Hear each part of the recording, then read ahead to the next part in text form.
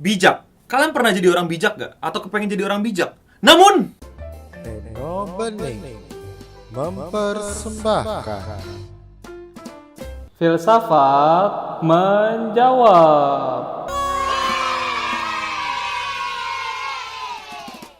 Hai Singam, gue Eno Bening dan gue pengen ngomongin kata bijak sama kalian. Kalian kira-kira punya definisi akan bijak nggak? Apa yang membuat seseorang itu bijak? Bagaimana seseorang itu disebut bijak? Definisinya nggak ada yang luas, tapi dia bijak itu KBBI aja lah. Bijak selalu menggunakan akal budinya, pandai, mahir. Itu dari KBBI yang gue lihat secara online ya. Tapi entah kenapa, gue punya pengalaman yang kurang baik sama kata bijak. Akan gue berikan sebuah cerita. Jadi misalnya ada orang nih, ada si A, si B, dan si C. Si A menuntut si B untuk bayar hutang. Si B menolak bayar hutang tersebut. Dan terjadilah perkelahian mulut antara A dan B. Dan si C datang di situ berupaya untuk meleraikan mereka. Kita punya ekspektasi dan harapan, si C, si pelerai ini adalah orang yang bijaksana, yang berupaya meleraikan mereka berdua secara bijak. Lalu si C datang meleraikan argumen tersebut dan bilangin ke si B bahwa yang dilakukan si B adalah hal yang tidak baik, yang dimana dia punya kewajiban untuk mengembalikan hutangnya tapi tidak dipenuhi. So far so good, right? Tapi kalian tahu nggak kebiasaan banyak orang di sekitar kita, dan ini sering terjadi, dan ini sering banget ada orang jadi orang kayak C. Serius, kalian sadar nggak? Banyak banget ada orang jadi kayak orang C. Kayak gimana? Yaitu setelah si C meleraikan dan bilangin bahwa si B salah, si C bilang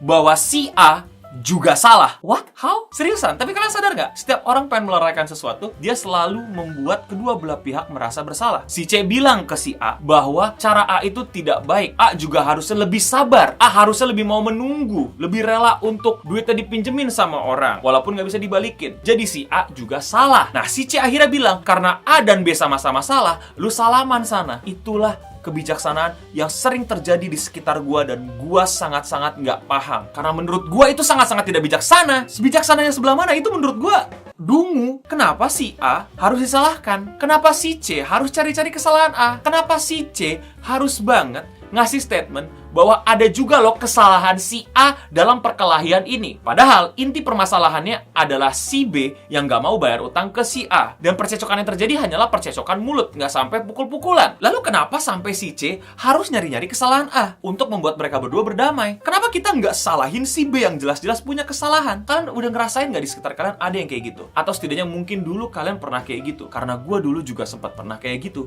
Kayak si C, dimana gue berupaya untuk menyalahkan semua pihak yang sedang berseteru agar terlihat bijak, agar masalah cepat selesai dan mereka saling minta maaf. Padahal kok dipikir-pikir, salahnya si A apa? Kenapa harus sampai nyalahin si A? Kenapa gue harus juga nyalahin si A? Kenapa harus selalu menyalahkan kedua belah pihak? Padahal yang salah hanya salah satu pihak. Sadar nggak kalian bahwa kebijaksanaan di sekitar kita sudah bergeser maknanya jadi yang seperti ini? Dan anehnya, sikap C ini terlihat keren, bijaksana, awesome, handsome di orang-orang yang menyaksikan perseteruan tersebut. Sikap yang juga ikut-ikut nyalahin si A. Bukankah itu sikap yang tidak bijaksana? Karena dia tidak menggunakan akalnya untuk memberhentikan perkelahian tersebut dan fokus pada kesalahan si B yang menyebabkan perkelahian tersebut terjadi. Contoh lainnya, misalnya kita pakai nama sekarang. Misalnya ada Last Wolf, Kuda, dan Portal. Kuda marah ke Last Wolf karena Last Wolf tidak ikutan kerja sehingga kerjaannya lama, sehingga kerjaan di kantor keteter. Last Wolf marah sama Kuda karena Last Wolf merasa bahwa Kuda nggak berhak marahin dia, dan yang berhak marahin dia adalah cuma bosnya. Dan akhirnya bosnya datang, yaitu Portal, meleraikan mereka berdua. Tentu saja si Portal marahin si Last Wolf, bilang bahwa kalau yang lain kerja, kamu ikutan kerja biar kerjaannya cepat selesai. Cukup masuk akal dan cukup brilian, bukan? Tapi akhirnya Portal juga marahin Kuda dan bilangin bahwa kamu harusnya lebih mengayomi, lebih menolong,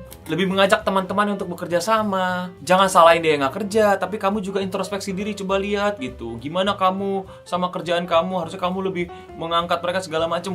What? Kenapa mesti salahin yang Kuda juga? Kenapa nggak pure ya salahin Last Wolf yang jelas-jelas emang nggak mau kerja? Kenapa mesti dicari kesalahan orang yang satunya lagi? Dan banyak orang merasa bijaksana dengan melakukan hal tersebut. Itu yang bikin gue bingung, dan gue bertanya-tanya kenapa hal ini dianggap bijaksana. Dan gue dulu pun juga melakukan hal yang sama, dan gue sadar itu hal yang nggak bener. Kenapa gue mesti cari-cari kesalahan orang ini biar dua-duanya jadi salah? Kenapa gue mesti menggali-gali dia biar terlihat salah juga? Biar apa? Fungsinya apa? Dan gue jadi sangat tidak bijaksana kalau gue melakukan itu menurut gue, karena gue menyalahkan orang yang nggak perlu salah dan membuat orang yang salah merasa tidak begitu salah, karena ternyata orang yang benar juga disalah-salahin. Ngerti gak? Last Wolf jadi merasa tidak begitu bersalah karena dia yang benar-benar salah melihat orang yang benar yaitu kuda disalahin juga. Ternyata kemalasan dan hal yang dia tidak kerjakan selama ini tidak terlalu bermasalah. Toh yang kerjanya rajin juga dipermasalahkan. Ngerti gak poin gue? Jadi kacau. Logika berpikir atas kebijaksanaan jadi ngaco karena semua orang mesti disalahin di mata lu biar lu terlihat bijak, bukan bijak beneran. Dan ini jadi masalah karena lu nggak bijak sebenarnya. Lu nyari kesalahan orang yang nggak perlu disalah-salahin dan lu nggak salahin orang yang perlu disalahin hanya demi terlihat bijak. Dan entah kenapa kebiasaan ini turun-menurun terjadi di sekitar gue dan bahkan ke diri gue sendiri. Dan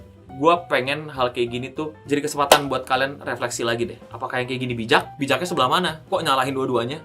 Biar apa? Stop nyalahin kedua belah pihak. Start nyalahin yang salah dan gak usah cari kesalahan orang yang gak perlu lu salahin. Buat apa? Biar mereka salaman, jabat tangan, selesai perkara. Lu gak bijaksana. Lu cuma pengen cepet kelar doang. Atau itu terjadi karena rasa gak enak kita ya nyalain satu orang, terus nyalain orang satunya lagi, biar dua-duanya merasa bersalah dan lu jadi yang paling benar di situ. Apa jangan-jangan begitu? Nah, nggak tahu. Komen di bawah. Gimana pendapat kalian mengenai kebijaksanaan, mengenai kata bijak dan sikap bijak orang-orang di sekitar kalian atau dari contoh-contoh gue tadi? Menurut kalian itu bijak apa enggak? Apa yang menurut kalian sebenarnya bijak? Atau kalian pernah punya pengalaman yang kayak gini juga, yang merasa diri mereka meleraikan kedua belah pihak, tapi nyatanya mereka tidak meleraikan secara bijak, hanya terlihat bijak? Apa ya penyebabnya kayak begini tuh turun-menurun tuh? Aneh. Kalau gue sih masih curiga itu, menyalahkan dua belah pihak biar kedua belah pihak itu merasa bersalah dan lihat ke gue yang paling bener. Jadi nurut aja, jangan ribut. Gitu kali ya? Komen di bawah.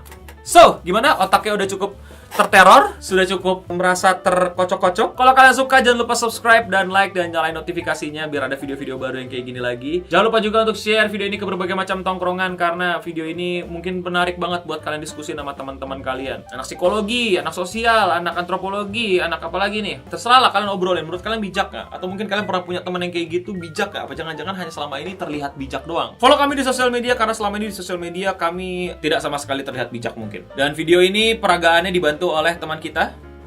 Follow dia di Instagram kalau kalian mau ikutin perkembangan konten-konten dia. Ya, gue kolaborasi dengan banyak orang-orang yang sering masuk ke Rabu Cringe dan gue pengen banget kalian di Rabu Cringe yang sering masuk video gue, kontak gue segera. Ada ide apa untuk kolaborasi? Let me know. Itu aja mengenai kebijaksanaan. Gue tunggu komen-komen kalian, gue tunggu diskusi kalian. Kalau ada yang komen, kalian jangan ragu untuk balas dan reply untuk diskusi juga. Di tempat kalian untuk ngobrol dan seru-seruan dan meliarkan pikiran kalian dan dihajar pikiran kalian sama orang lain, kalian menghajar pikiran orang lain. Biasalah untuk adu argumen dan adu pikiran di YouTube gue ini. Tapi yang sehat, bukan yang edgy dan caper dan emang tujuannya lain lah. Itu aja dari gue. Dan untuk kita semua, stay clean and sound.